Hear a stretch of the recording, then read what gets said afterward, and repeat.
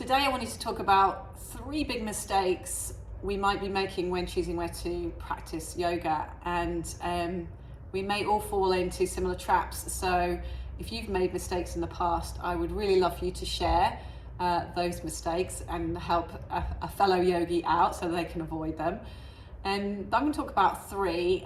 First one being convenience. I think we tend to be a society that likes things to be laid out on a plate and super convenient. And yeah, I get that, but we can't let that be the deciding factor.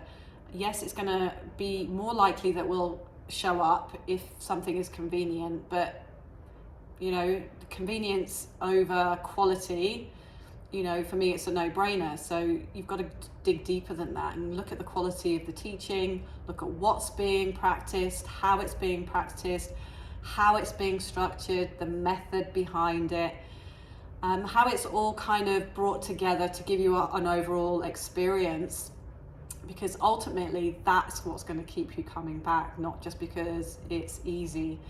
And let's face it, some things can be super close to us in terms of location, but the hassle that we have to go through to get there, crossing town, dodging traffic, finding a parking space, having change for the parking meter, all that stuff, can leave us more stressed than it's worth. So yeah, convenience is not always ideal. Go and dig a little bit deeper if that's the only reason that you're choosing your yoga studio. What else? Environment. Yeah, that's a big part of the experience, right? So think about, does the environment that you're in, does it promote a sense of ease, and is it a place where you feel like you're going to thrive, right? Some environments you can just walk in and you just know, you have a sense, you have a feeling that that you're safe, right? Sounds really cheesy, but I get that here quite a lot. I think people come in and they just feel there's an energy to environments, and people come in and they just instantly feel relaxed. So look for that. When you walk into a place, you want to be instantly feel held and relaxed and welcome. Okay, and yes, there's things to look out for: the lighting, how warm is the studio. We have this heated floor in here and a stove, as well as heating via air conditioning. So you want to be warm, you want to be in a place that's got nice lighting, kind of calms the central nervous system, right? That's what we're here to do, is to get ourselves into a place of balance. So we want our environment not to be overly stimulating. There's a lot of environments, gym environments particular, where that boom boom boom and the noise and the adrenaline of the more dynamic practices are not conducive to being able to find those moments of stillness and space, right? It's just not ideal. It's just not ideal. So those things might be deal breakers, and might be getting in the way of you practicing, and getting in the way of you falling in love with your practice. So like for me, as a studio owner, I'm all about removing those obstacles that are going to get in the way of you having this great experience, and environment is one of them. So when you practice here, for example, we'll set out all the mats. The mats are all set out for every single member before they arrive. Our booking system allows us to see who's coming, and so we know exactly the amount of mats to put out. All your blocks and props are already, your yummy blankets waiting for you. And you don't even have to think about like getting the mat out of your house and into your boot, and all that kind of hassle. Take that away, so that you can enjoy your experience here. And look for the ways that your teacher or the studio owner has made you feel welcome and removed some of the obstacles that cause frustration, cause irritation, because I think it's so important to observe those things, because that's going to seep into your relationship moving forward. And if that's being considered, that element is being considered, just in terms of making sure your environment's okay, then just think how much the focus is on making sure the practices that you're getting and the teachings you're getting, and how much thought is going into that side too.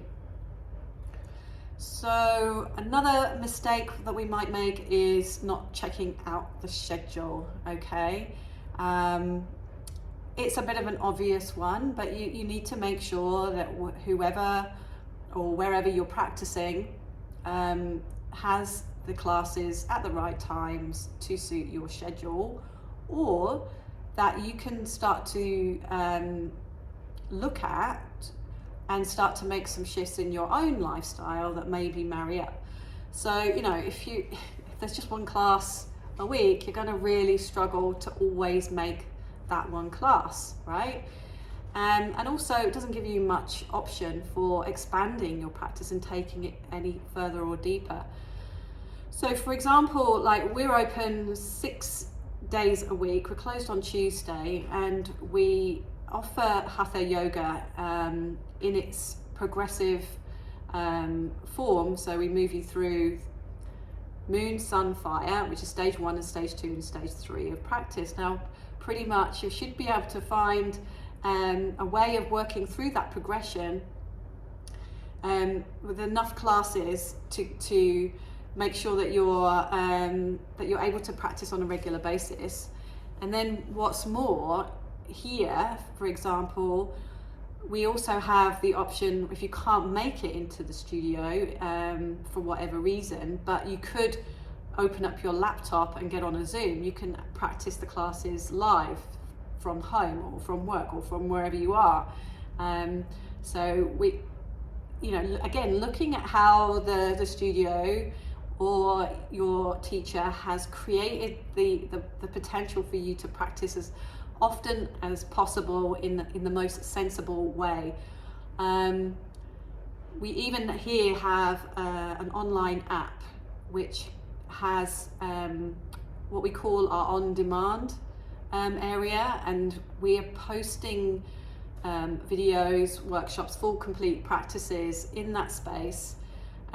So you can basically practice anytime, anywhere, on the go, and also stay connected to the rhythm of the studio. We sequence things not only in terms of working with our mind, working with our energy, working with our innate sense of internal fire through the 3 stages of Hatha Yoga, but we also work with themes, and the themes help us to broaden the opportunity to deliver the scope of yoga beyond just postures and movement. So you can start to expand your practice off the mat, online. It's just, how is your yoga teacher or yoga studio encouraging you to become a yoga practitioner, right? And is it just an exchange of one class after another, or are you being supported and held and have that community and all the tools, no excuses kind of approach, no obstacles in the way kind of approach to help you actually get the results you are looking for? Because seriously, you know,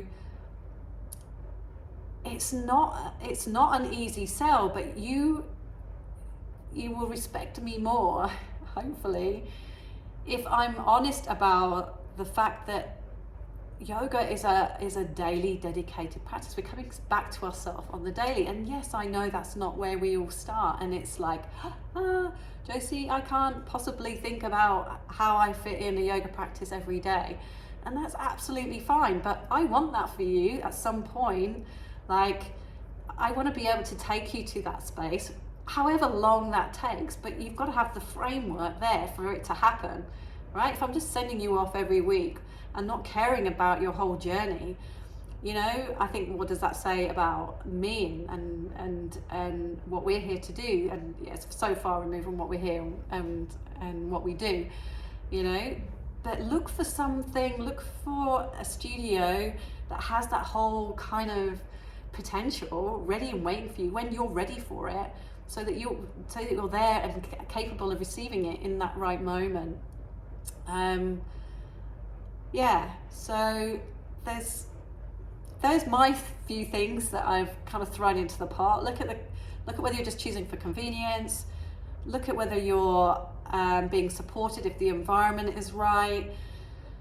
Make sure the schedule is set up in a way that even if you can't commit to a daily practice now, but it's got the bones, it's got the framework to take you to where you want to be, maybe someday. Okay, so yeah, I'd really love to hear what you think. If there's any mistakes that you've made along the way, let's give our friends out there some help in deciding where to practice and what to look out for, so we don't all fall down the same traps. Okay, hope you enjoyed that. Bye for now.